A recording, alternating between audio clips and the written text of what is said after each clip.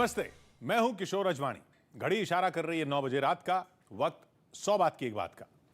स्कूलों में सूर्य नमस्कार कराने की मुहिम का विरोध होने के बाद केंद्र सरकार ने किसी से जबरदस्ती सूर्य नमस्कार न करवाए जाने के निर्देश दिए। खबर है कि आम आदमी पार्टी भगवंत मान को पंजाब में मुख्यमंत्री पद का उम्मीदवार बना सकती है। गलवान में चीन के प्रोपेगेंडा का भारतीय सेना ने करारा जवाब दिया और जोहानिसबर्ग में चल रहे दूसरे टेस्ट की पहली पारी में 7 विकेट लेकर शार्दुल ठाकुर ने टीम इंडिया की मैच में वापसी करा दी। बड़ी खबर आ रही है। कोरोना काल में डराने वाली खबर सामने आई है। कोरोना का फिर से एक नया वेरिएंट पैदा हो गया है। फिर से एक नया वेरिएंट दुनिया में आ गया है। यहां ओमिक्रॉन की बात नहीं हो रही है। ओमिक्रॉन के अलावा कोरोना का नया वेरिएंट आया है, IHU वेरिएंट। फ्रांस में करीब 12 लोगों में यह IHU वेरिएंट पाया गया है। अभी तो ओमिक्रॉन वेरिएंट ने ही दुनिया के होश उड़ाए हुए हैं। उसी से निपटने के तरीके निकाले जा रहे हैं। पाबंदियां फिर से लगनी शुरू हो गई हैं, लेकिन उस पर यह IHU नाम का कोरोना का नया वेरिएंट आ टपका है। बताया गया कि फ्रांस में इस नए वेरिएंट का जो पहला मरीज सामने आया वो कुछ वक्त पहले ही अफ्रीकी देश कैमरून से लौटा था। कुछ रिपोर्ट्स में यह भी दावा किया जा रहा है कि IHU वेरिएंट ब्रिटेन तक पहुंच चुका है। एहतशाम हमारे साथ जुड़ रहे हैं। एहतशाम, क्या पता चल रहा है IHU के बारे में? जी किशोर, ये बहुत ही परेशान करने वाली खबर है। एक तरफ जहां पूरी दुनिया में लोग ओमिक्रॉन से परेशान हैं, वहीं एक नया वेरिएंट आया है कोरोना वायरस का। ये एक नया वेरिएंट है जिसको साइंटिस्ट ने IHU का नाम दिया है। फिलहाल ये सिर्फ फ्रांस में पाया गया है। वहां 12 पेशेंट में इसकी पुष्टि कर दी गई है। अभी किसी और देश में ये नहीं देखा गया है, लेकिन साइंटिस्ट इसको पता करने की कोशिश कर रहे हैं। फिलहाल जो बातें सामने आई हैं उसमें यह बताया जा रहा है कि ये जो वेरिएंट है IHU वेरिएंट, ये बहुत ही खतरनाक है, बहुत ही तेजी से फैलता है और जो मौजूदा वैक्सीन है उसका भी इस पर बहुत ज्यादा असर नहीं है। कोरोना काल में दुनिया पर इस वायरस के नए वेरिएंट ने धावा बोला है। कोरोना का फिर से एक नया वेरिएंट पैदा हो गया है। ओमिक्रॉन की बात नहीं हो रही है, उसे भूल जाइए, वो एक अलग वेरिएंट है। नया वेरिएंट उससे बिल्कुल अलग है और दावा है कि ओमिक्रॉन से भी कई गुना खतरनाक है। करीब 1.5 महीने पहले आए ओमिक्रॉन वेरिएंट ने ही दुनिया के पसीने छुड़ाए हुए हैं। फिर से कोरोना के मरीजों की बाढ़ आ गई है। उस पर यह नया वेरिएंट आ धमका है, यानी दुनिया पर नया संकट आता दिख रहा है, जो कि फ्रांस से शुरू हुआ है। कोरोना का नया वेरिएंट फ्रांस में पाया गया है, जिसे IHU कहा जा रहा है। वैज्ञानिकों ने इसे B.1.640.2 नाम दिया है। फ्रांस के दक्षिण में मार्से नाम का एक बड़ा शहर है, काफी मशहूर शहर है। वहां एक इंस्टीट्यूट है IHU मेडिटेरेनियन इन्फेक्शन। उसके वैज्ञानिकों ने करीब 12 लोगों में इस नए वेरिएंट को डिटेक्ट करने का दावा किया है और इसीलिए इसे IHU के नाम से पुकारा जा रहा है। नए वेरिएंट की खोज भी ओमिक्रॉन के सामने आने के कुछ दिन बाद ही हो गई थी। पिछले महीने 10 दिसंबर को ही वैज्ञानिकों ने इसकी पुष्टि कर दी थी, लेकिन इसकी जानकारी अब जाकर दुनिया के सामने आई है। बताया गया कि फ्रांस में जब ये 12 लोग बीमार पड़े, अस्पताल में भर्ती हुए, तो वैज्ञानिकों को दाल में कुछ काला नजर आया। जांच आगे बढ़ी तो पता चला कि उन 12 लोगों को कोरोना के अल्फा, डेल्टा या ओमिक्रॉन वेरिएंट ने बीमार नहीं किया है, बल्कि एक नया वेरिएंट ही उनके शरीर में पनप रहा है।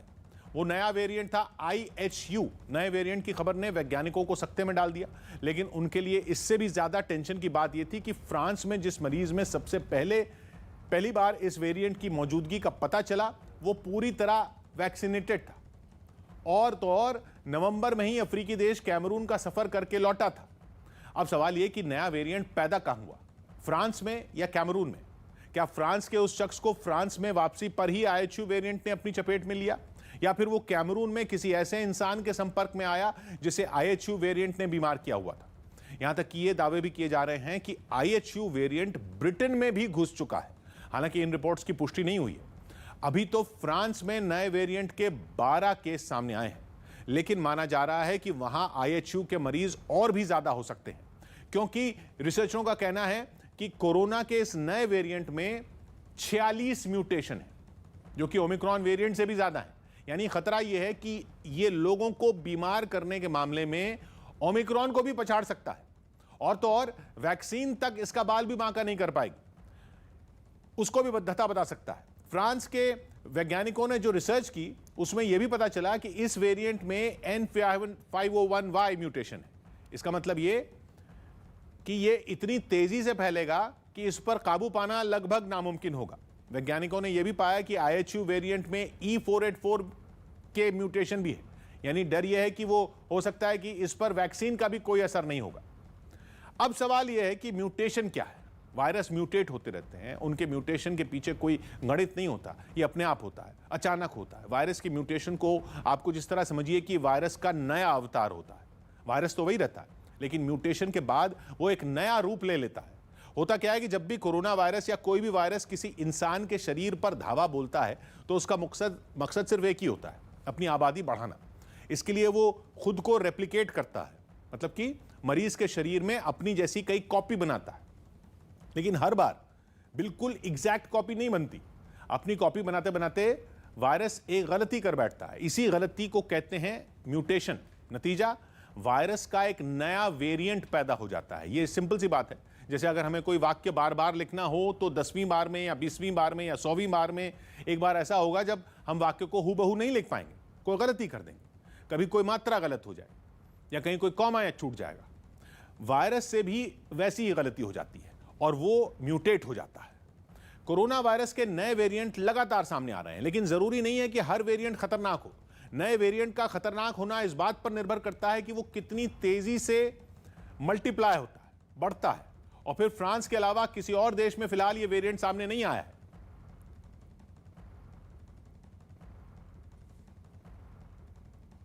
और WHO भी इसकी जांच नहीं कर रहा है। ऐसे में पूरी रिसर्च के बाद ही साफ हो पाएगा कि यह नया वेरिएंट कितना खतरनाक है।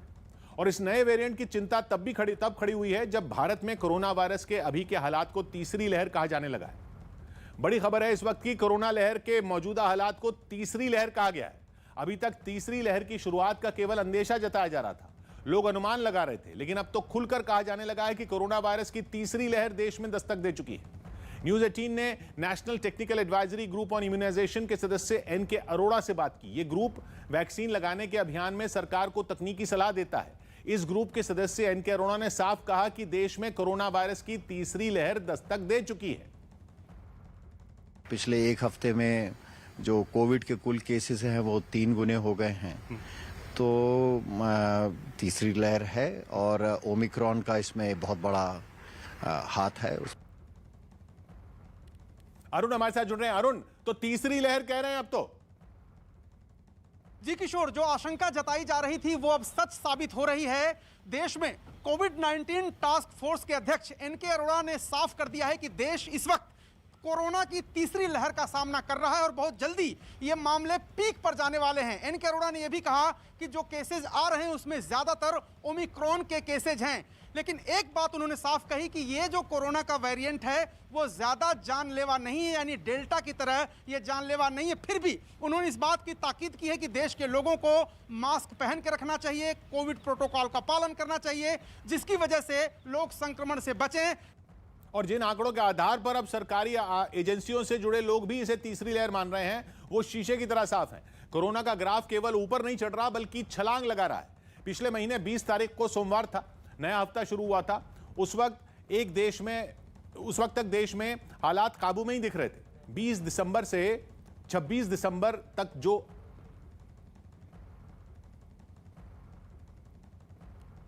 20 दिसंबर से 26 दिसंबर तक जो हफ्ता बीता उसमें 46,000 मरीजों का कोरोना टेस्ट पॉजिटिव रहा।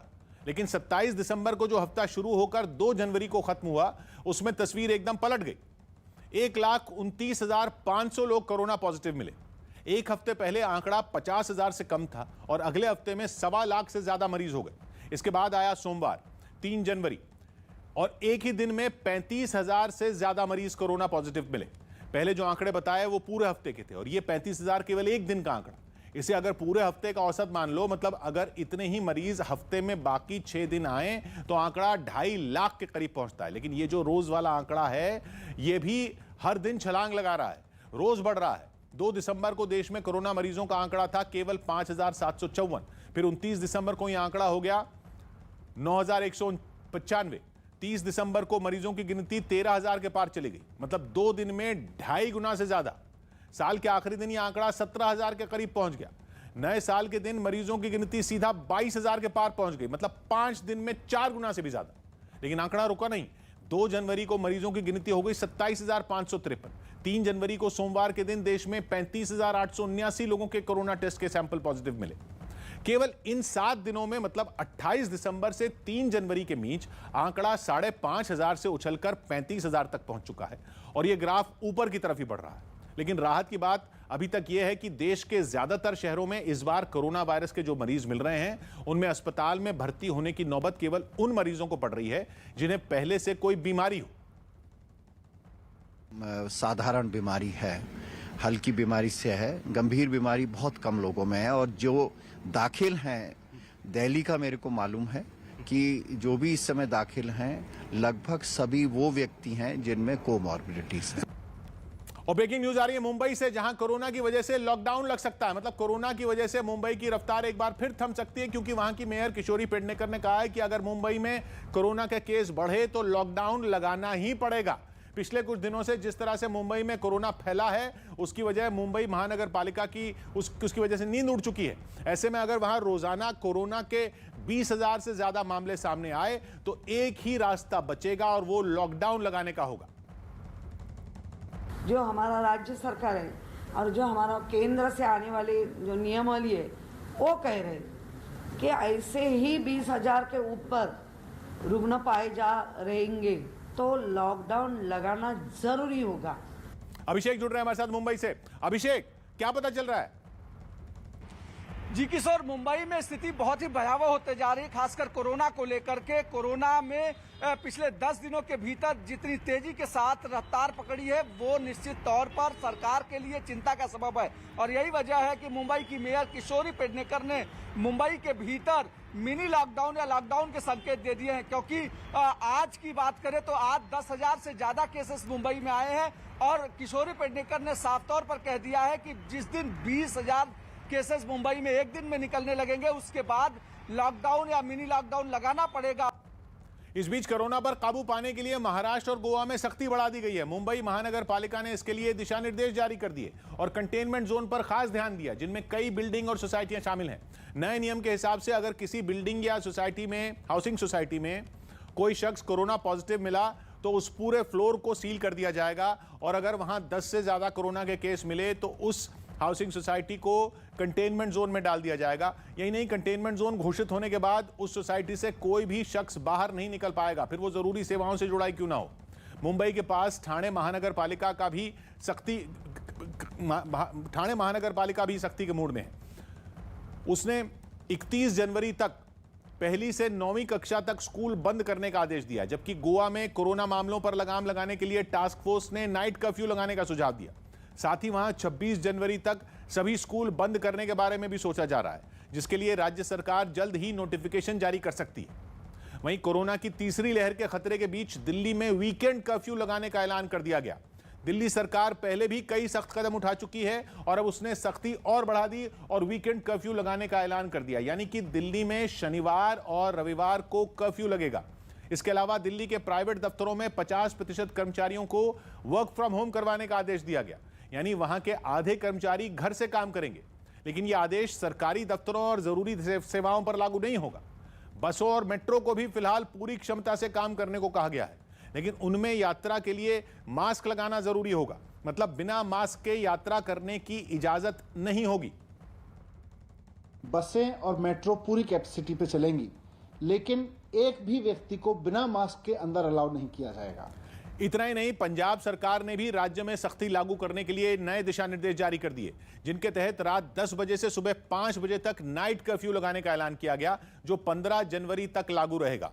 साथ ही स्कूल, कॉलेज, कोचिंग सेंटर और यूनिवर्सिटियों को बंद कर दिया गया, जबकि मॉल, सिनेमा हॉल और रेस्टोरेंट 50% क्षमता के साथ खोले जा सकेंगे। वहीं स्विमिंग पूल, जिम और स्टेडियम को भी बंद करने का फैसला राज्य सरकार ने लिया। इतना ही नहीं, सरकारी और प्राइवेट कंपनियों के वही कर्मचारी दफ्तर जा पाएंगे जिन्होंने वैक्सीन की दोनों डोज लगवाई होंगी। इसके अलावा एसी बसें 50% क्षमता के साथ चलेंगी और लोगों का मास्क लगाना भी जरूरी कर दिया गया है। उधर छत्तीसगढ़ में बीते 24 घंटों में करीब 700 कोरोना पॉजिटिव मरीज मिले, जिसके बाद मुख्यमंत्री भूपेश बघेल ने भी सभी जिलाधिकारियों को सख्ती करने के निर्देश दिए, जिनके मुताबिक सभी जिलों में जुलूस, रैलियां, सामाजिक और धार्मिक आयोजनों के साथ खेलों के आयोजनों पर रोक लगा दी गई। साथ ही जिन जिलों में पॉजिटिविटी रेट 4% से ज्यादा है, वहां स्कूल, आंगनबाड़ी और स्विमिंग पूल बंद रहेंगे और रात 10 बजे से सुबह 6 बजे तक इन जिलों में नाइट कर्फ्यू लगाने के निर्देश भी दिए गए। तो वहीं राज्य के सभी एयरपोर्ट पर कोरोना की RT-PCR जांच को जरूरी कर दिया गया, जबकि रेलवे स्टेशनों और राज्य की सीमा पर रैंडम टेस्टिंग करने का आदेश भी दिया गया। इसके अलावा होम आइसोलेशन में रहने वाले मरीजों की मदद के लिए 24 घंटे 7 दिन कॉल सेंटर चलाए जाएंगे और भीड़ भाड़ वाले बाजारों के साथ दुकानों में भी मास्क को जरूरी कर दिया गया। वहीं कोरोना की तीसरी लहर की आहट होते ही देश में कई बड़े चेहरे भी इस वायरस की चपेट में आ गए हैं। कोरोना से बीमार पड़ने वालों में सबसे बड़ा नाम दिल्ली के मुख्यमंत्री अरविंद केजरीवाल का है। उन्हें कोरोना हो गया है, जिसकी जानकारी उन्होंने खुद दी और ट्विटर पर लिखा कि उन्हें हल्के लक्षण हैं, इसलिए उन्होंने घर पर ही खुद को आइसोलेट कर लिया है। एक दिन पहले केजरीवाल को बुखार चढ़ा था, फिर उनका टेस्ट हुआ तो पता चला कि वो कोरोना पॉजिटिव है।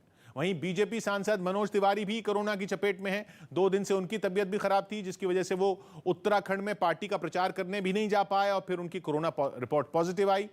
आम आदमी पार्टी और बीजेपी के नेताओं के अलावा कांग्रेस के प्रवक्ता रणदीप सुरजेवाला ने भी ट्विटर पर जानकारी दी कि उन्हें भी कोरोना हो गया है।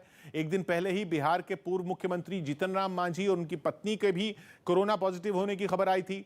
दिसंबर के आखिरी हफ्ते में बीसीसीआई अध्यक्ष और टीम इंडिया के पूर्व कप्तान सौरव गांगुली तो कोरोना की वजह से अस्पताल तक पहुंच गए थे। बीजेपी से टीएमसी में शामिल हुए बाबुल सुप्रियो भी कोरोना से बीमार हैं, बल्कि उनकी पत्नी, पिता, यहां तक कि उनके स्टाफ के भी कई लोग इस महामारी की गिरफ्त में हैं। फिल्म इंडस्ट्री के भी कई नामी लोग कोरोना से बीमार हैं। जॉन अब्राहम, उनकी पत्नी कोरोना पॉजिटिव हैं। जॉन ने बताया कि वो एक ऐसे शख्स के संपर्क में आए थे जिसके बारे में उन्हें बाद में पता चला कि उसे कोरोना है। जॉन अब्राहम ने जानकारी दी कि उन्हें हल्के लक्षण हैं और वो अपने घर में ही आइसोलेटेड है। 28 दिसंबर को नोरा फतेही की कोरोना रिपोर्ट भी पॉजिटिव आई, जिसके बाद एक सोशल मीडिया पोस्ट में उन्होंने खुद बताया कि उनकी तबीयत काफी खराब है और वो बिस्तर पर हैं। इसके अलावा अर्जुन कपूर और उनकी बहन अंशुला कपूर भी कोरोना की चपेट में। उनकी चचेरी बहन और अनिल कपूर की दूसरी बेटी रिया कपूर और उनके पति भी कोरोना से बीमार हैं। प्रोड्यूसर एकता कपूर को भी कोरोना हो चुका है। क्रूज से गोवा से मुंबई आए लोगों का कोरोना टेस्ट किया गया। इस क्रूज से करीब 2000 लोग साल के पहले ही दिन गोवा गए थे, लेकिन क्रूज का एक कर्मचारी कोरोना पॉजिटिव निकला था, जिसके बाद बाकी यात्रियों की जांच की गई थी, जिनमें 66 लोगों की रिपोर्ट पॉजिटिव आई। जिसके बाद इस क्रूज को यात्रियों समेत मुंबई भेज दिया गया, जहां क्रूज में सवार करीब 1900 यात्रियों की कोरोना जांच की गई। इन यात्रियों की जांच के लिए बीएमसी की टीम पहले से क्रूज टर्मिनल पर इंतजार कर रही थी। 1900 जितने भी लोग हैं उन सब लोगों के लिए ये टेस्टिंग किट लेकर जाई जा रही है। जैसे ही क्रूज मुंबई पहुंचा, ये टीम अंदर चली गई और यात्रियों की जांच शुरू हो गई। आरटीपीसीआर टेस्टिंग रिपोर्ट आने के बाद ही हम लोग उनको अलाउ करेंगे। मुंबई से गोवा गए इस क्रूज में जो 66 लोग कोरोना पॉजिटिव मिले थे, उनमें 6 गोवा में उतर गए थे और उनका वहीं इलाज हो रहा है, जबकि बाकी 60 लोग मुंबई लौट आए। भारत में कोरोना के ओमिक्रॉन वेरिएंट का पता लगाने वाली नई किट ओमिश्योर को मंजूरी मिल गई है। खबर है कि देश में मेडिकल रिसर्च को मान्यता देने वाली संस्था आईसीएमआर ने ओमिक्रॉन का पता लगाने वाली देश की पहली किट ओमिश्योर को मंजूरी दे दी है।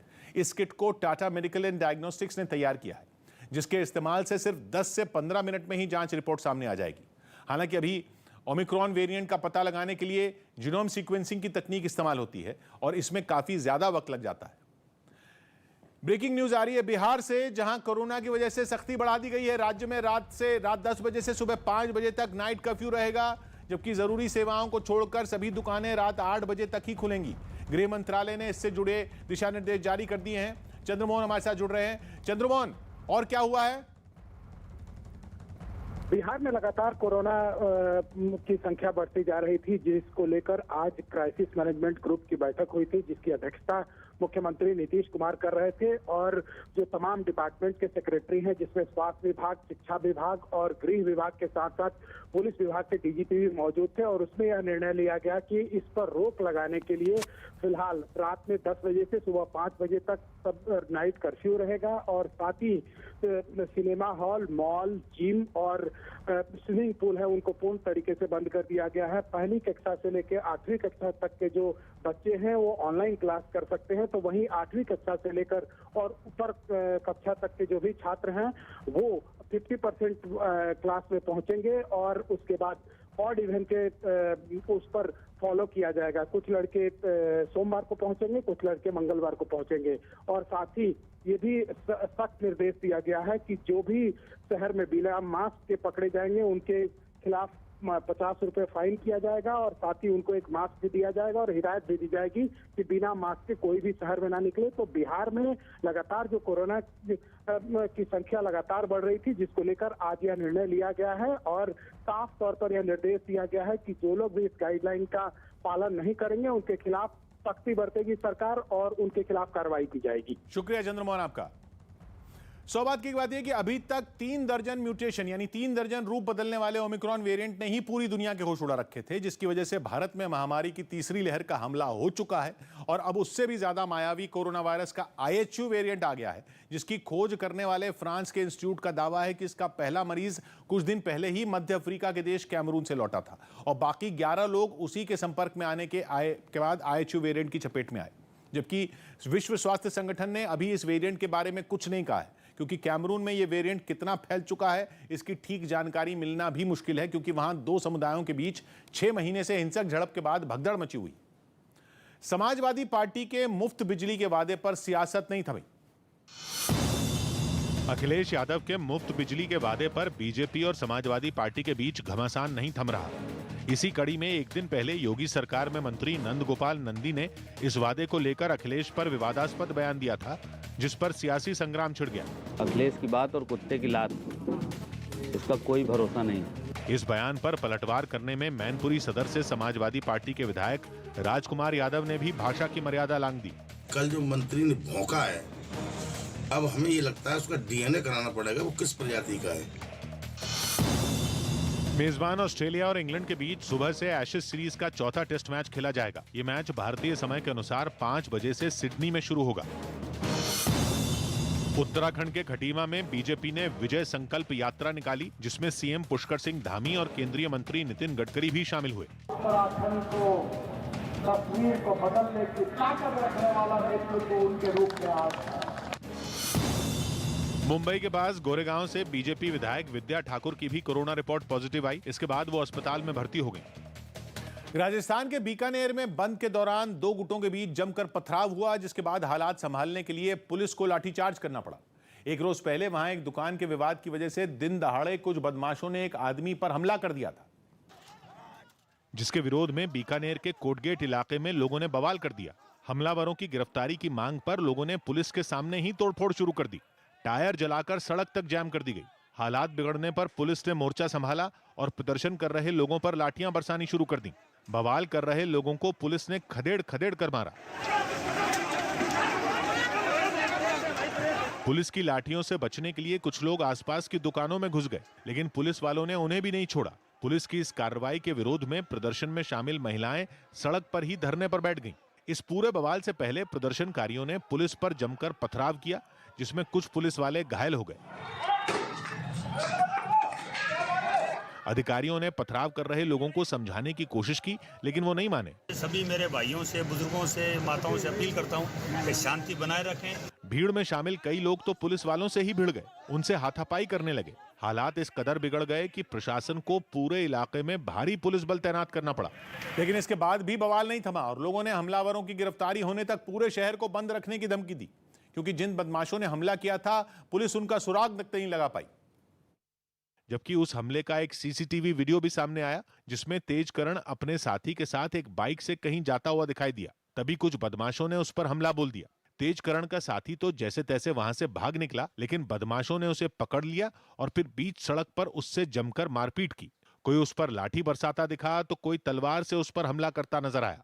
बाद में सारे बदमाश वहां से फरार हो गए। वो अपनी बाइक से आ रहे थे, उनसे पीछे हमला कर दिया, मारने की फिराक से आए थे। बदमाशों के हमले में तेजकरण बुरी तरह घायल हो गया और उसे कुछ लोगों ने फौरन अस्पताल पहुंचाया।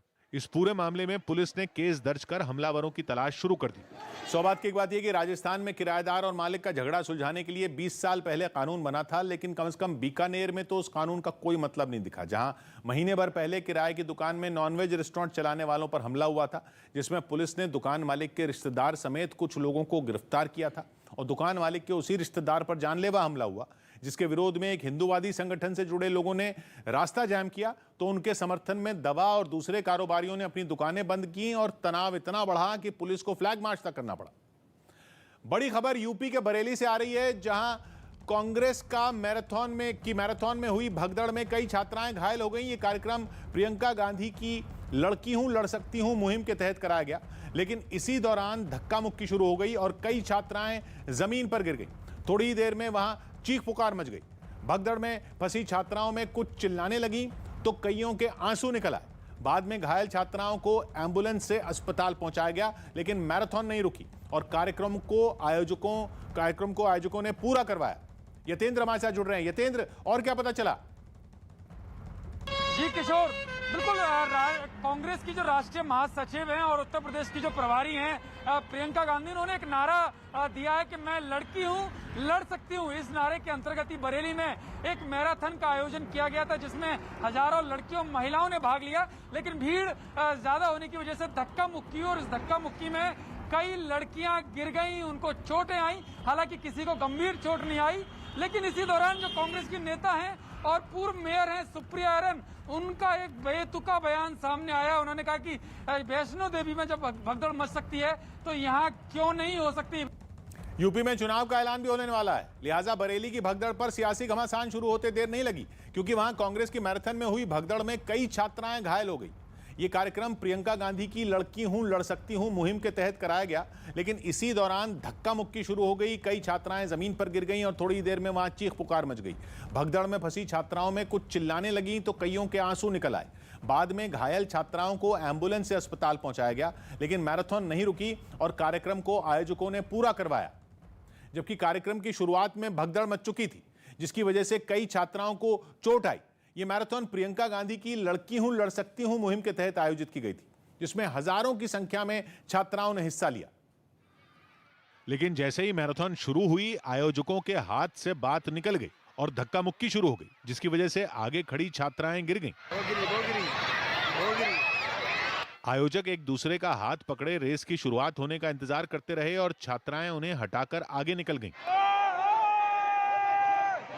नतीजा ये हुआ कि सबसे आगे खड़ी लड़कियां खुद को संभाल नहीं पाईं और गिर गईं, जिसके बाद तो उन्हें दोबारा उठने का मौका ही नहीं मिला। अरे बाप रे बाप। वो जमीन पर पड़ी चीखती रहीं और पीछे की छात्राएं उनके अगल बगल से रास्ता बनाते हुए आगे निकलती रहीं, जिसकी वजह से हालात और बिगड़ गए। भगदड़ में जमीन पर गिरने वाली छात्राओं को चोट भी लगी। इससे पहले इन छात्राओं को बचाने के लिए आयोजक आगे आए, लेकिन एक दूसरे से आगे निकलने की कोशिश में जुटी हजारों छात्राओं की भीड़ से उन्हें बचाना उनके लिए टेढ़ी खीर साबित हुआ। इस दौरान भगदड़ में फंसी छात्राएं चिल्लाती रहीं, कई तो रोने भी लगीं। इन छात्राओं को जैसे तैसे बचा तो लिया गया, लेकिन उन्हें गंभीर चोटें आईं, जिसके बाद उन्हें एम्बुलेंस से अस्पताल भेजा गया। घटना के बाद वहां छात्राओं के जूते बिखरे नजर आए, लेकिन इस सारी अव्यवस्था के बीच मैराथन नहीं रुकी और रेस को पूरा किया गया और जीतने वाली छात्रा को इनाम भी मिला। यही नहीं, भगदड़ पर कांग्रेस नेताओं ने बेतुका बयान तक दे डाला। यह मैराथन सुबह सुबह शुरू हुई, जिसमें उमड़ी भीड़ को संभालने में आयोजकों के हाथ पांव फूल गए, जिसका नतीजा छात्राओं को भुगतना पड़ा और उन्हें चोटें आईं। इतना ही नहीं, कांग्रेस नेता और पूर्व मेयर सुप्रिया आयरन ने तो बेतुका बयान देते हुए इस घटना की तुलना कुछ दिन पहले वैष्णो देवी में हुई भगदड़ से कर दी। तीर्थ यात्रा के लिए लोग वैष्णो देवी गए थे, वहाँ क्या हुआ उसको आप क्या कहेंगे? जिसके बाद कांग्रेस बीजेपी के निशाने पर आ गई। और वैष्णो देवी का उदाहरण देना ये बताता है कि कांग्रेस सदैव लाशों पर राजनीति करती रही है। सियासी बयानबाजी के बीच बरेली के कलेक्टर ने मामले की जांच शुरू कर दी। तत्काल सिटी मजिस्ट्रेट को आदेश दिया है कि वो इसकी पूरी प्रक्रिया की जांच करें। जांच के बाद दोषी पाए जाने वाले लोगों पर एफआईआर हो सकती है। सौभाग्य की बात है कि बरेली में लड़कियों की 5 किलोमीटर लंबी मैराथन दौड़ का आयोजन बरेली की पूर्व मेयर सुप्रिया आयरन और उनके पति प्रवीण सिंह आयरन ने आयोजित किया था, जो कांग्रेस के पूर्व सांसद हैं। और इस कार्यक्रम में जीतने वाली लड़कियों को एक इलेक्ट्रिक स्कूटी के अलावा 25 स्मार्टफोन भी दिए जाने थे, जिसे भारी भीड़ की वजह बताया जा रहा है। लेकिन भीड़ को संभालने का इंतजाम ठीक नहीं था और कोरोना के दिशा निर्देशों के बारे में किसी ने ख्याल रखना भी जरूरी नहीं समझा। नेटो देशों के साथ पहले से ही जारी तनाव के बीच रूस ने सर्बिया को घातक मिसाइलें देकर तनाव और भड़का दिया। रूस इससे पहले भी सर्बिया को लड़ाकू हेलीकॉप्टर और टैंक जैसे खतरनाक हथियार दे चुका है और एक सैन्य अभ्यास के दौरान इनकी ताकत भी परखी गई। सर्बिया की सेना के जवान रूस से मिली बख्तरबंद गाड़ियों पर सवार होकर आगे बढ़ते नजर आए। इशारा मिलते ही उन्होंने ताबड़तोड़ गोलियां बरसानी शुरू कर दी। अभ्यास में दुश्मन के ठिकानों पर घुसकर हमला करने की तैयारियां भी जांची गईं। लेकिन अभ्यास में सबसे खास रही रूस से मिली खास तरह की मिसाइल कंधे या छोटे लॉन्चर पर रखकर दागी जा सकने वाली इस मिसाइल को देखने के लिए खुद सर्बिया के राष्ट्रपति वहां पहुंचे। I zadovoljan sam što je država Srbija mogla da kupi. बताया गया कि ये मिसाइल देखने में भले ही छोटी हो, लेकिन ये दुश्मन के टैंक और मजबूत से मजबूत बख्तरबंद गाड़ियों को पलक झपकते तबाह कर सकती है। सौभाग्य की बात है कि 3 दशक पहले युगोस्लाविया नाम का एक देश गृह युद्ध में बिखर गया था, जिसके बाद सर्बिया, क्रोएशिया, स्लोवेनिया और कोसोवो जैसे आधा दर्जन देश पैदा हुए, जिनका विवाद अब तक थमा नहीं है। और उसी वजह से अपनी सेना को मजबूत करने के नाम पर सर्बिया लगातार रूस और चीन से हथियार खरीद रहा है, जो दक्षिण पूर्व यूरोप के देशों में हथियारों की होड़ की वजह बन चुका है। क्योंकि सर्बिया के साथ क्रोएशिया का सीमा विवाद है और सर्बिया को जवाब देने के लिए क्रोएशिया भी लगातार लड़ाकू विमान खरीदने में जुटा है। चंडीगढ़ में मास्क पहनने के लिए टोकने पर एक डॉक्टर और एक पत्रकार अधिकारियों से भिड़ गए। ये घटना एक रोज पहले की है, जब प्रशासन की एक टीम सेक्टर 37 के इलाके में कोरोना नियमों का पालन करवाने पहुंची, जहां दोनों बिना मास्क के घूमते पाए गए। और जब उनसे मास्क लगाने के लिए कहा गया तो वो अधिकारियों से ही उलझ पड़े। आरोप है कि डॉक्टर देवेंद्र बल्हारा और पत्रकार कर्मवीर ने अधिकारियों से बदसलूकी भी की। हंगामा बढ़ा तो वहां फौरन पुलिस पहुंच गई, लेकिन इसके बाद भी दोनों मास्क लगाने के लिए तैयार नहीं हुए। मास्क पहनने के लिए किसी को भी बाध्य नहीं कर सकते, ये मेघालय हाईकोर्ट का फैसला है। इसके बाद जो हुआ, ब्रेक के बाद